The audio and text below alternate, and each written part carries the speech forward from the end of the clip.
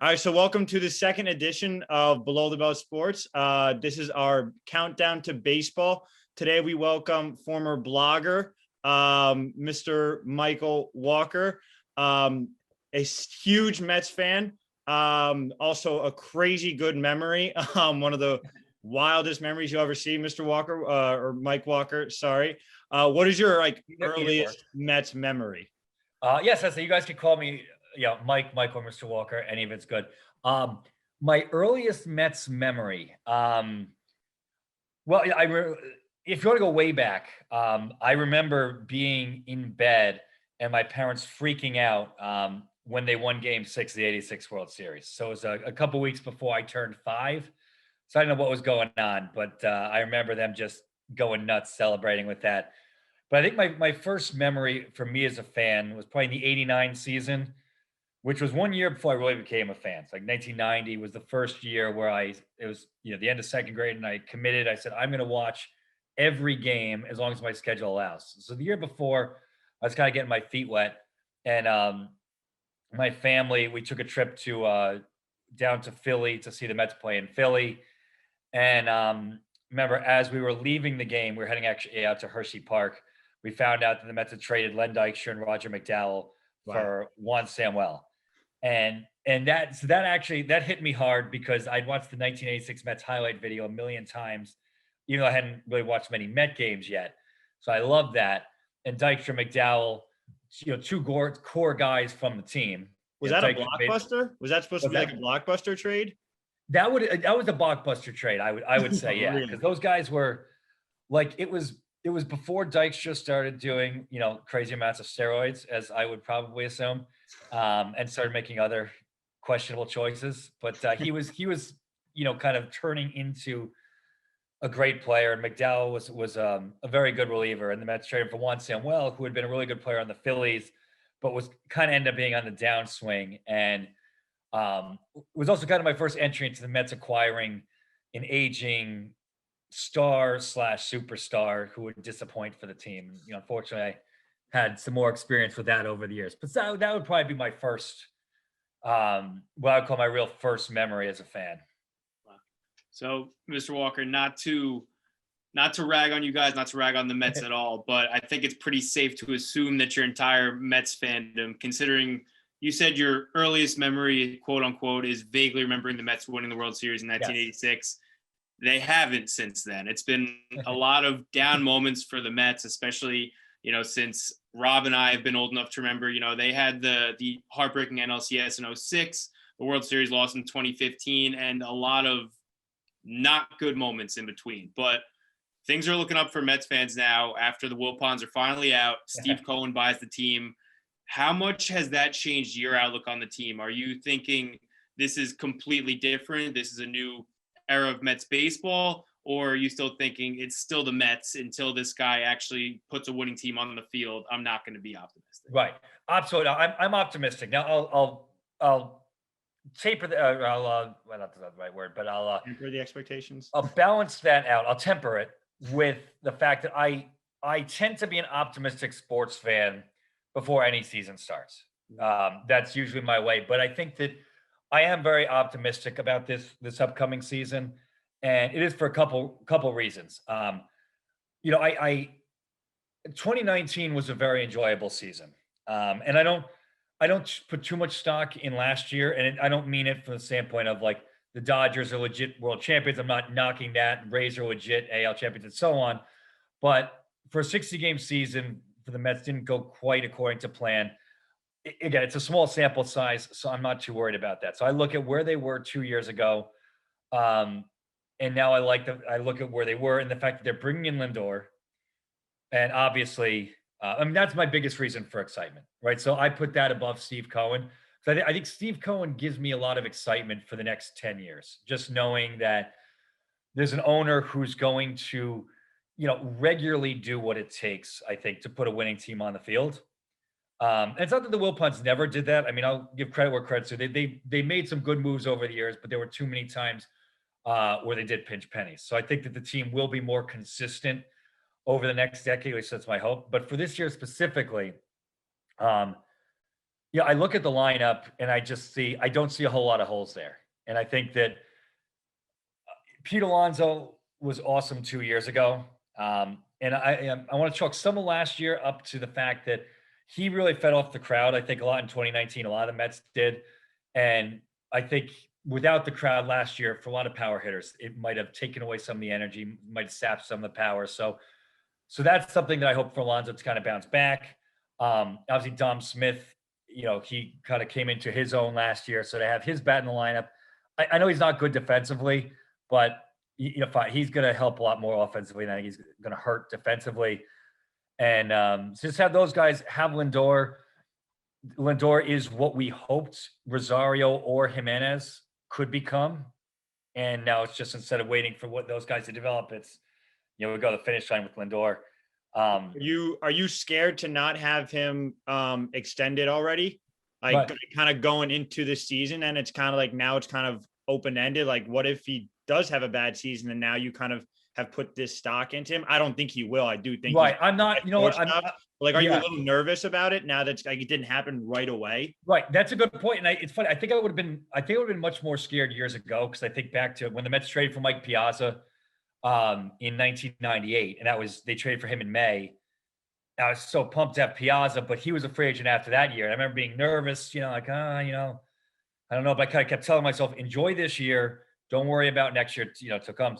But again, now I've been through enough bad Mets seasons that I don't want to let 2022 and beyond get in the way of me enjoying this year. But going back to your Steve Cohen point, that's where the thought of Steve Cohen really gives me optimism, is I do feel confident that Lindor is going to stay. I do feel confident that Cohen is going to do what it takes to keep Lindor here. I know some Met fans were more disappointed about losing out on Bauer and so on. And I wasn't devastated by it, honestly, especially since the team brought in some arms with Carrasco and Walker, not just because of the name, but to put them with obviously DeGrom. As long as DeGrom is healthy, things are looking great. So I think that there are enough good pieces in the rotation. So yeah, I wasn't devastated about the Bauer thing, but it's just nice to know with Cohen that the Mets are going to be in a good position to re-sign their superstars, their stars, even like someone like Zach Wheeler, for example. Like, it was really frustrating, to go through the process of trading for him in 2011 when he's a prospect, trading Beltran for him. He comes up in 2013, looks okay, looks decent. There's promise. Misses 2 full years, with Tommy John and complications of that, and then has a couple years finding his way. And finally, in 2018, he's dominating like we always thought he would. And, he has a solid 2019, and then he's gone. And he's not just gone, but he's gone to a rival team in the Phillies. Like, that's the frustrating thing. And in New York, to lose a guy who's in his prime, especially a pitcher, to a rival team, like, that's something I feel like shouldn't happen. And I'm confident won't happen with Cohen. But anyway, going back to your Lindor point, as you said, I'm confident that the Mets will re-sign him. But again, I'm focused on this year. As I get older, I focus more on the current year than the future. I think something that surprised me going into, or I guess how the Mets approached this offseason, was that they were a lot more strategic about their money than I expect them to be. I think when everyone heard Cohen and the billions and billions of dollars that he has, I was expecting them to just be like $200 million, $200 million, $200 million at everybody. And to a degree, they were in on a lot of these people, but they were really strategic and like newly smart with every contract that they gave. I thought the McCann contract was really smart. Yes. To go after him and be like, okay, let's get our catcher now because we want to at least have a chance to go after these guys and then not lose out and have to end up with some lower end guy. Let's get the second best guy in the market. That was like really smart and kind of like not to insult the Mets, but like not a non-Mets move of the past, to be strategic and spend at the same time. So I thought that was something that was really encouraging. But did you like expect them to kind of go that direction, or did you expect them like going into the offseason to be like, here is just all of our money, we're getting everybody? Right. No, I'll be honest. I did. I think that there were Met fans who had that thought. Not that many people that I know, but listen to some talk radio. I heard some people like that. And I don't think that Major League Baseball's not set up like that anymore. I mean, the mentality that you mentioned there, Rob, that's what I think of as like a George Steinbrenner early 2000s mentality when, like when the Yankees dynasty had ended and they were still a dominant team, but they were coming up just short. And it was just always, all right, we just got to throw money at everybody to make sure we win it this year. Especially with pitchers. I mean, you guys, when did you guys start watching? I forget. I was like 2005 when I really started 2005, getting into it. Yeah. For Right. sure, I consciously remember. Okay, so you guys came in like the tail end. Because I think Randy Johnson, I think 05 was the first year. Randy Johnson, Carl Pavano, started the string of failed Brian Cashman starting pitching acquisitions. Right, and so I think you're right, and there were some others in there. I mean, you can debate I don't even remember, to be honest, like Kevin Brown, how successful he was, or Javi Vasquez. Like for me, I always think of them Game 7 in 04 against the Red Sox just imploding. But that I don't like to judge guys just on their worst moment. Like Tom Glavine, for example. I don't like to judge him just because of game 162 in 2007. But I think that in modern Major League Baseball, when you have 5 playoff teams per league, you get to a point of diminishing returns when it comes to throwing money at everybody. And you guys have seen it so many times over the past 20 years, and the Dodgers fans, they've seen it too. Just because you put together like a dominant team. I mean, you look at the Dodgers of 2019, you look at that team and you say, how's this team going to lose? This team should go all the way. And, they flame out to the Nationals in the division series. And so you can't guarantee a World Series championship, right? I know you guys as Yankee fans, like you want to believe after losing to the Astros in 2019 that by getting Garrett Cole, it's like, oh, we fixed things. But again, in short series, anything can happen. Yep. So anyway, I don't think that there's any team that's just drunken sailor style going out spending money on everybody who's out there. And I also think that no matter how rich these owners are, they're still worried about profit. They're still worried about making more money. And different owners have different ratios of how much winning matters versus how much profit matters. But with the luxury tax in Major Baseball, I mean, that matters. You look at like what the Red Sox have done in recent years. And the Red Sox are a team that for a lot of the last 20 years have spent money very comfortably, happy to throw money around. And you see they had to get rid of Mookie Betts and other players because they didn't want to have to pay the luxury tax. So I'm sure that Cohen is cognizant of that. And so, anyway, I'm not good at short answers. So well, the viewers out there, these guys know that. I didn't expect the Lindor trade. I didn't expect that. Yeah, I agree. I didn't expect an Arenado trade either. I heard some people throwing around those two names as trades. What I thought would happen this offseason was I thought that George Springer would be a Met. I did think that would happen. I wanted that to happen. I wanted them to sign Springer. Springer and Bauer was honestly how I wanted to go. So I looked at the offseason as bringing Springer and Bauer and then bring back more or less, the last year's team, save for, again, little filler here, back in the rotation, bullpen, bench, etc. Or yeah.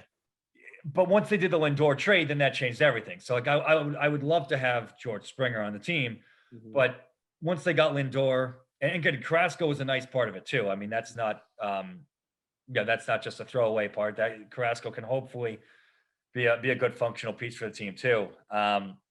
But then once they did that trade, to me, it became a successful offseason. Yeah. But the one guy, Real Muto, was another guy that people were talking about, and I had some conversations with Met fans about Real Muto, Springer, Bauer, and I said the Mets aren't getting all three of those guys. Like let's be realistic here. But Real Muto is actually the one that I wanted the least of the three, and that goes back, Rob, to what you were saying before about McCann, which is I do think the Mets spent their money wisely because Real Muto is a great catcher. It's such a luxury to have a good offensive catcher since there aren't that many great offensive catchers these days. But, you never know when these catchers are going to break down. Real Muto's not old. I'm not sure how old. Did you guys know how old he is? I think 31, he was on 31. Yeah. Okay, 31, right.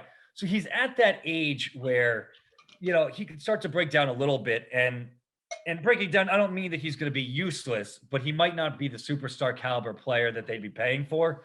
And I felt just bringing Springer, he's an outfielder. It's a more reliable, There's less variance, I feel like, in what you're going to get from him. But again, it's all moot at this point.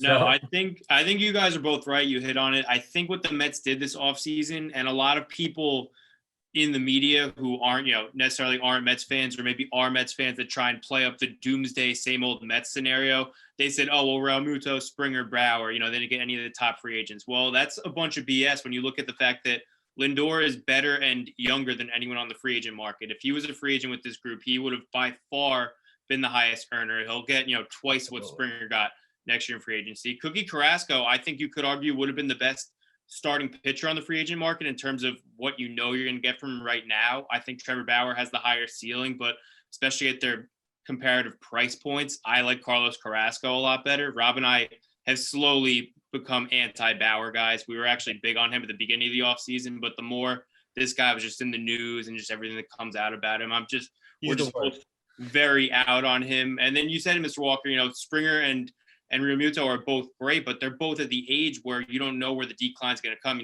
31 for a catcher, and then Springer has already, you saw with the Astros, he moves to right field sometimes in the late innings. So yeah, you're getting a center fielder, but you're not necessarily getting a guy that's going to play there for the next 6 years. You might solve your problem for the next 2 to 3 years, but then at the end of the day, you're looking at a $25 million mid-30s corner outfielder. So I think everything the Mets did improve the team now, while also giving them the chance to re-sign their guys like Lindor, like Conforto, and maybe even Noah Syndergaard if he comes back healthy. So I guess this question for you is there any one thing that you want to see the Mets do? And I'm not saying throw $150 million at George Springer or JT Realmuto, but maybe a Brad Hand was a guy that I think a lot of Met fans thought got away, or Jackie Bradley Jr. What was like one move that maybe you would have made that you didn't see get made? I would say, somebody like Brad Hand would be, look, I'll be honest. I'd still say Springer. I know I just said, I'm happy with where they are, but if you're saying in addition to what they've already done, Springer would still be the one I would have done, just because you're right. Defensively, they might have to move him to a corner outfield position at some point, late innings, future years. But as I was saying before, I'm thinking more about this year. And again, with Springer, I don't expect that he's going to tail off too much in the next couple of years. And so I'm just looking at what acquisition makes the Mets notably better than they are right now. Looking at the outfield, if I assume that the outfield's Dom Smith in left, Nimmo in center, Conforto in right. If I'm assuming that bringing in Springer, just all of a sudden, it's just a much better outfit, right? And it's, Nimmo. I usually subscribe to the idea. I like to have 4 good outfielders, 162 games. And I think the Yankees actually have been pretty good over the last several years about giving plenty of rest to guys, rotating guys in and out of the lineup. There's plenty of at-bats to go around. And I think Nimmo's a good player. Nimmo doesn't need to have 600 at-bats, though, in my opinion. Yeah. I think that having him exposed a little bit less, and having kind of filtering the 4 outfielders through the 3 spots. They could always move Dom Smith to first base a little bit here and there, especially there's enough games against the American League, assuming that the National League doesn't have the DH, figure you get whatever it is, I forget, let's say 10, 11 games with a DH against the in the American League parts. Smith and Alonso at least can start those, but there's enough at-bats to go around. So Springer would have been the move. Now, you said Brad Hand. You can never have enough pitching, and we saw in 2019 what a terrible bullpen can do, because I agree. It wasn't Bullet Bell, but I wrote a solo blog post about the 2019 Mets where I said if their bullpen in 2019 was just like regular level terrible instead of all-time epically, horrifically bad for the first half of the year, the Mets were probably a playoff team that year. So I'd like to have Brad Hand, but I've seen relievers so many years, like pretty much if a relief pitcher is not named Mariano Rivera, I don't feel that confident in what he's going to give me, good or bad, from one year to the next. And so, like I said, I would rather have Hand than not have him. But if you're asking me one guy, it would still be Springer over Hand. And I would, with the Mets bullpen right now, I hope that, maybe hopefully Diaz can be closer to what he was in 2018 with Seattle. I'm not banking on it, but I can hope. I can hope Familia can be like he was, in the 2015 playoffs, pre-World Series, and again, when Lugo comes back healthy, if he's in the pen, he makes the pen so much better. So the Mets have some options out there. So that's why I'd say that. And I'll say one more editorial comment. So you talk about the same old Mets sort of thing, and usually that comes from the woe is me Met fans. And I might have vented about this to you guys before, but the Mets have done plenty of good things over the years, and it's just whenever they do something bad, we like to blow it out of proportion. Compared to the Yankees, and the Yankees, obviously they have the most championships, most World Series championships, most AL pennants, et cetera, all the accolades. But it's not like the Mets. It's not like being a Met fan for the past 30 years has been an absolute disaster. Getting to watch the 2000 playoff run, even the 99 playoff run was actually even more exciting in a lot of ways, even though they didn't make the World Series. I mean, 2015 was a delight to watch up until the World Series, to have all four of their young starters, Harvey, Matz, Syndergaard, and DeGrom just dominate their way to the playoffs. And, people talk about, classic Mets, their starters get hurt in 16, 17, 18, but those guys dominated against the Dodgers and Cubs. And so I like to acknowledge the fact that there has been some joy, even though there's also been plenty of more down years than good years, but there have been some good moments. Oh, absolutely. Absolutely. But it's at the end of the day, I think, and Nick, you said a lot, that there is just like this little brother mentality that goes around with it. And you're right. You got, compared to organizations like the Pirates or like the Mariners, or like I guess the Mariners had their moment when they had Griffey and A-Rod and all them. But there's other organizations that have had a lot less success over the past 2-3 decades, whatever you want to measure it at. So the Mets are certainly not terrible overall. There's just been, in comparison to the Yankees, when you put them together in New York, it kind of looks that way. Oh, absolutely. And I think, a lot of times it comes down to, when you talk about the Mariners or the Pirates, would you rather have a season that's just terrible and, the team's got no shot, or a season that's very enjoyable, but ends with heartbreak? And that's where, I prefer the latter, right? So I think about, some of my most devastating moments as a sports fan. I could say a player's name, you know what it is, like Kenny Rogers, Yadier Molina, Luis Sojo and Jose Vizcaino. I don't think are quite as obvious for the national audience, but for the Subway Series in 2000, those are the guys that stand out. But I'd rather have the seasons like that and the moments to be heartbroken than to have a season like 2009 through 2014 for the Mets, or 2017 or 18, where I know by May, maybe not May, but know by the All-Star break that playoffs sure as heck aren't happening.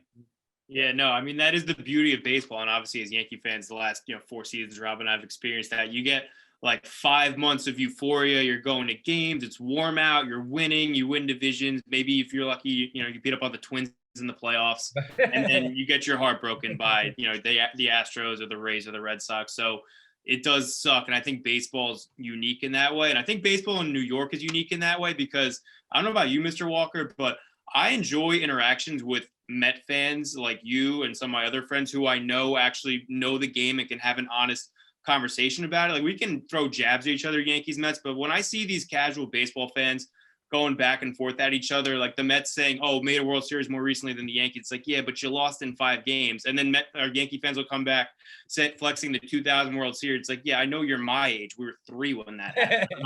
I'm not going to brag to you about the 2000 World Series. Right. Acting like the only reason I don't know is because from watching a VHS with my dad. So I think it's really stupid sometimes that you get Yankee fans painted as one thing and Met fans painted.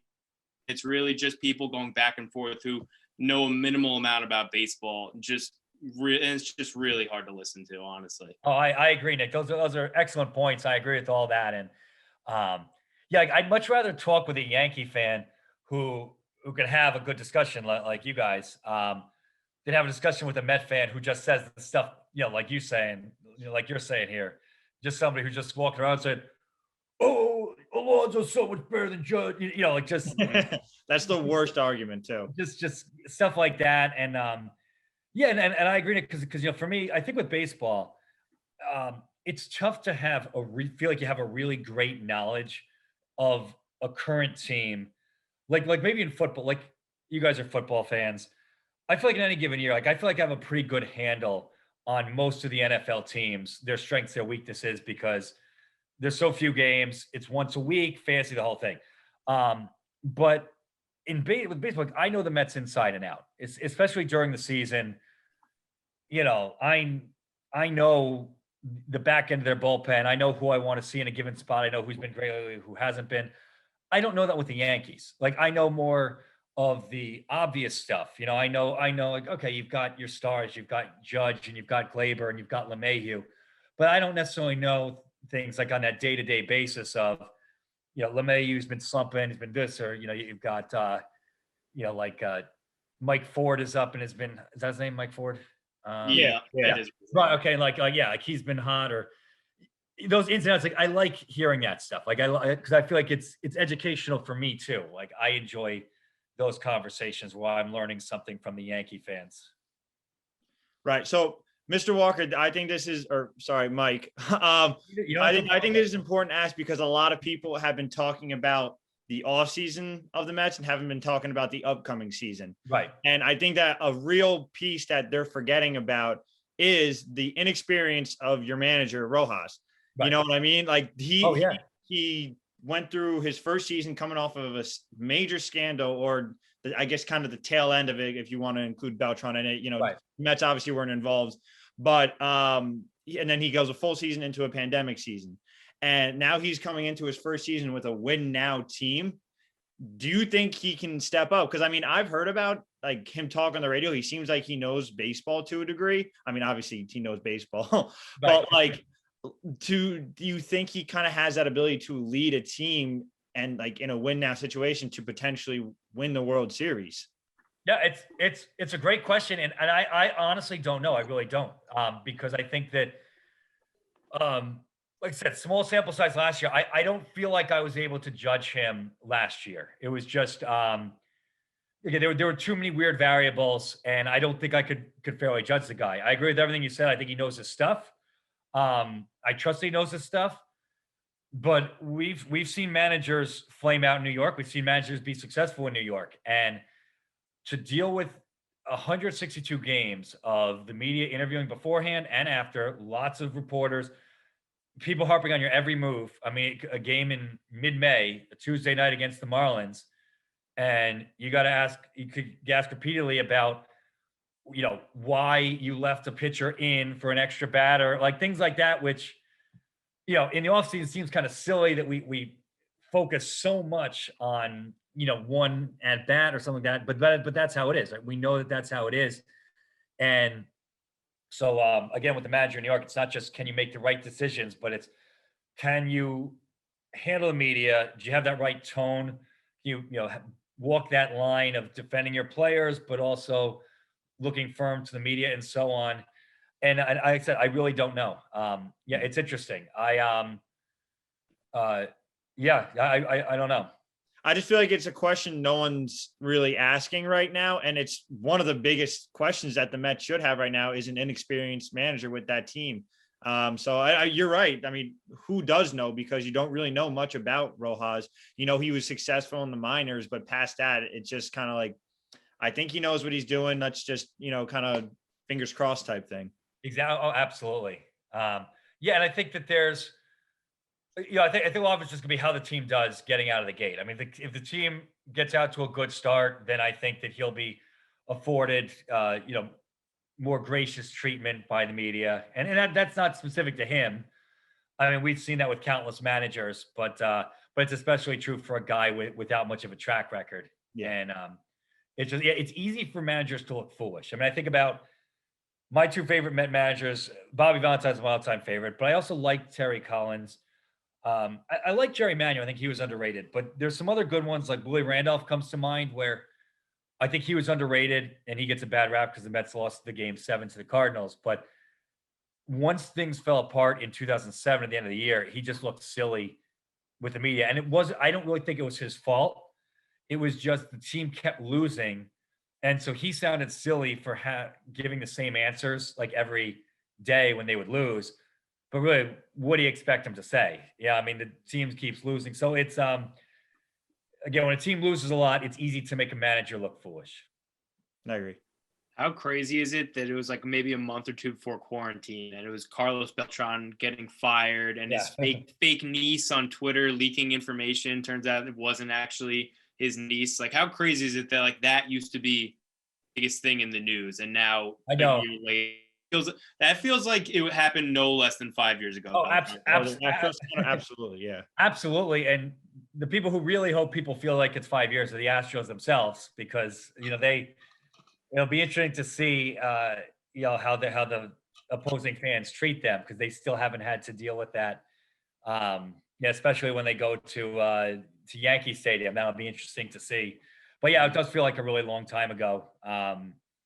It feels like, it's funny because as we get older, time usually moves by much faster, but definitely not this stretch. So I mean, some of it has, like I said, being a father, the fathering part actually feels like it's flown by. But then thinking about, like you said, with the Beltran going back to last January, feels like a really, really long time. Crazy. I almost like stumbled over that. I'm like, wait, that was like before last season, right? Like I almost tripped over my words. I was like, I think that was it, because it just feels like literally like decades ago. I know. And like I said, I was disappointed because I love Beltran. I was excited for him to be the manager. I was disappointed by that. I agree. I thought he was going to be a good manager. But Mr. Walker, we're entering the final minutes of our free Zoom meeting. So I want to know, what are your honest expectations for the team? And where do you think they fall in this division in 2021? Yeah. So realistically, I think that they can win the division. I think that, if things are right, they can win it. But if I had to bet, I have to bet on Atlanta to win the division. I mean, I think if I had to, it's not going to be great for ratings here, but my division winners in the National League would be the Braves, the Cardinals, and the Dodgers. Like I'm not going to say something outlandish just for say. I mean, they're the teams I expect to win the division. But if I had to pick the division where the team I'm picking to win it, I think is least likely, it would be the Braves, because I think that the gap between I know people love the Padres, but to me, I still feel like there's still a gap between Dodgers and Padres. Padres were good last year. Let me see them prove it over a full season. And NL Central is more or less a dumpster fire after the Cardinals. So Cardinals aren't great, but we got Arenado, they got Goldschmidt. I expect them to win the division. But yeah, I mean, the Mets, again, I look at this Mets team, as long as it's the pitching, it's the starting pitching. DeGrom, knock on wood, stays healthy. He's money in the bank. So it's Carrasco, Stroman, Walker, Peterson. Yeah. I mean, if the Mets can get solid seasons from three of those four guys, they're going to be in a great position. They have Syndergaard hopefully coming back and hopefully contributing well. I have no qualms about the team's lineup. Some people worry about the defense. I mean, the defense isn't going to set the world on fire. I also don't think it's a complete train wreck. Like, I don't think the defense is going to be out there losing games too often for the team. But I think the Mets are a more complete team than the Phillies or the Nationals. I do. So if I had to bet, I put the Mets probably around, if I put the Braves around 94, 95 wins, I put the Mets maybe around 88 or 89. And I feel confident in saying, wild card, I'd probably say the Mets and the Padres would be how I would, if I had to wager. Obviously, the easy answer is to say you'd only be satisfied with winning a World Series. And I know that there's never a moment in a sports fan's life when, even if you are the underdog in a series, you're not going to be like, oh, well, we didn't deserve to be here anyway, or I'm satisfied we even got here. So there's no easy answer to this, but what are you expecting out of the Mets this season as far as what would you be satisfied with? Is it just getting to the playoffs? Do you need to see them at least face the Dodgers in NLCS? What do you need to see to look back on the season and say, you know what, I'm satisfied with what the Mets did in 2021? Right. Good question. And great questions all around, gentlemen. But yeah, you're the way you started, you're spot on with, with the sense that whenever the team you root for gets eliminated, it hurts, right? And it doesn't matter, again, if it's an underdog, it doesn't matter because you never know when you're going to get back. Even if it's an upset to get there, it always hurts. But it's still, it's not mutually exclusive to be satisfied with a season where the end is also upsetting. And I think 2015 for me is a perfect example of that. So it was 2015 is a satisfying season because the Mets made the World Series, but it hurt a lot to lose it. So if I look at this season, if the Mets win the division, I personally would be satisfied. Like I said, whenever they get eliminated from the playoffs, if they don't win the World Series, I will be upset. It will not feel good. But I would consider it a satisfying season. Now, I say that now, and I would also say that in retrospect, once they get eliminated, give me a couple weeks to reflect. I might not say it in the moment, but I'd be satisfied. Again, there are exceptions to that. Like if the Mets are, up 2-0 in the division series, they have their opponent down to their last out, they blow it, they lose the next 2 games, then it might feel a little less satisfying. You know what I mean? But yeah, I think so if they win the division, that's satisfying. If they win the wild card, they have to at least win the wild card game.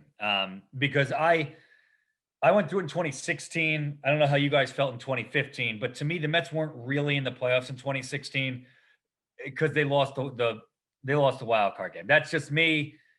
If you're not in the division series, you're not really in the playoffs. So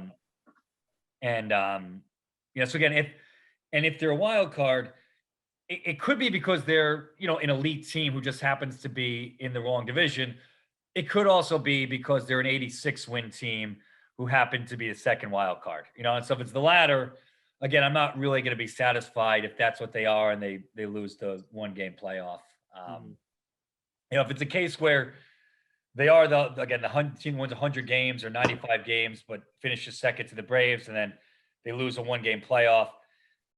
That's a tough one because I'd be satisfied with the regular season, say they did a great job, but it would hurt to lose that 1 game. So that would be, you'd have to ask me after that happens if I'd feel satisfied. I think the National League is going to be very cruel this year. Just like you said, when you look at the fact that the Mets, the Braves, the Dodgers, and the Padres were more than likely going to get 2 of those 4 teams in a 1-game playoff, when all 4 of those teams could very well go for the best record in the American League. Like at that, they have that kind of talent on the roster, right. And the National League is really, for the first time in my life, a lot more top heavy than the American League is. So I think that's going to be really interesting to see how that shakes out. Right. I'm actually interested that you said that because, as a Yankee fan, so you feel confident saying that the National League will be more top heavy than the American League. You think? Oh, absolutely. I think if you list the top 5 teams of baseball right now, 4 of them are from the National League, and you could potentially say 5 of the top 6 if you want to put the Cardinals in that discussion. Right. I think that, I assume that the one outlier would be the Yankees. Would that be safe to assume? Yeah, I mean, I agree. I agree. Yeah, you can make the White Sox argument, but we actually had someone on the other day, and they were like, they haven't proven anything yet. Right. They didn't win the division last year. The Twins still did. So, I mean, until they take over, I feel like you can't throw them over all these other NL teams that have proven players. Oh, absolutely. And I think, again, like I said before, 60 games, there's so many seasons, if you look back over the years, where there's a team doing well or moderately well after 60 games. By the end of the season, the team is, floundering in 4th or 5th place in the division. And again, that's why I think once we're a couple weeks into this season, I think people are going to put much less emphasis on what happened last season. I was reading, I forget what publication was talking about, can the Marlins repeat, will they be able to repeat their surprise season last year? Come on. Like the Marlins would have been in last place if we played 162 games. Mm-hmm. And it's good for them for what they did. But I have no reason to believe that over 162 that they won't be in last place. Yeah, it was cool for a pandemic season, but past that, it was like, we know. Yeah. Yeah. You know what I think was great about last season, though, was that the 2 best teams record-wise went to the World Series, and the Dodgers won the World Series. So the nice thing is, like, if, let's say you had a Cleveland team, just picking a random team, that I forget what their record was, but they were just slightly over 500. I think they were 1 or 2 wild cards in the American League. let's say they won the World Series last year. It would, I feel like people would be more likely to want to put an asterisk on it to say, all right, there's this, 30, 32 and 28 or whatever they are team. They happen to go on a run and win the World Series. But is that legit? But because the Dodgers are a team that's always been there, and there was never an issue about their ability to win the regular season, it was just, can they do it in the playoffs? Well, now they did it in the playoffs. So it's like they didn't need to prove the regular season aspect of it. So I felt like that was kind of a nice way for the season to end, in my opinion. Yeah, without an asterisk. I agree. Yeah. I agree 100%. I think baseball got lucky with that, to be honest with you. I mean, I think, a lot of people who like the expanded playoff, they say, oh, well, the Dodgers won anyway. They would have won with an 162 game season. I completely believe that. I'm not disputing the Dodgers were the best team in baseball, but I think in a 3-game series where the only thing the higher seed gets is home field advantage, you can see a lot of crazy things happen. There's no reason if the playoffs weren't expanded again this year, right? Let's say the Mets breeze through the NL East, they win 105 games and they match up with the 8 seed Marlins, and all they have is 3 games and the only thing is home field advantage. There's no reason the Marlins can't win that series. I don't care how good the Mets are, how bad the Marlins are. So I think the thing that hate about the idea of expanded playoffs potentially being here to stay is you're not going to see the best teams in the World Series every year. It's already hard enough to get now. I mean, look at 2006, Mr. Walker. How much better were the Mets than the Cardinals that year? And the Cardinals won the World Series. Not to say they didn't deserve it, but I think you already have enough variance in the baseball playoffs. If you play 162 games, you're really, really good. You win 100 plus and your division. You need something more than home field advantage in a 3-game series. I don't care how bad the team you're facing is. I agree, Nick. And I think I forget if it was on Below the Belt or it might have been one of my solo ones that I wrote. But I think I went back and I looked at like the wild card era, going back to 95, and just how infrequently you actually get a World Series that has one of the top 2 teams by record from the National League against one of the top 2 teams record-wise from the American League. Like, it happens very rarely. It's exactly your point. Like, I think I'm not a big NBA guy. I think you guys know that, but what the NBA has going for it, has a lot of good things that go for it. But the NBA has big playoffs, but at the same time, you're getting the best teams in the finals. Yeah. Right? And if you get an upset, it's an upset where it's like, all right, the second best team from the conference goes. You don't have to worry about LeBron getting knocked out by a sub 500 team in the first round of the playoffs. Exactly. And you're absolutely right with what you said, Nick. I mean, you could put the 98 Yankees up against the 62 Mets in a best-of-3 series, and like, it wouldn't be the craziest thing in the world for the 62 Mets to win a best-of-3. I mean, it's such a small sample size, like it could happen. And that's why I agree with you, Nick. Like, I made the post earlier back in the fall about what baseball changes from this past season I'd be more open to keeping, and the expanded playoffs was the one I least wanted to keep, and that was for all the reasons that you said there. It's actually like people talk about Mike Trout and how it stinks, like Trout's never gotten to play in a World Series and his teams have always been bad. And people forget about the fact that he was on I think the team won 100 games, but the 2014 Angels, and could have had Mike Trout in the World Series, but what happens? They lose to the Royals. They get swept by a wild card team. It's a great story for the Royals. Mm-hmm. But the top team just is gone. And you're right. We would end up with a lot of World Series where you have the 6th, 7th best teams in each league playing each other. And I don't think anybody really wants that. Yeah. So, I mean, I can sum it up in the easiest way possible. That's baseball.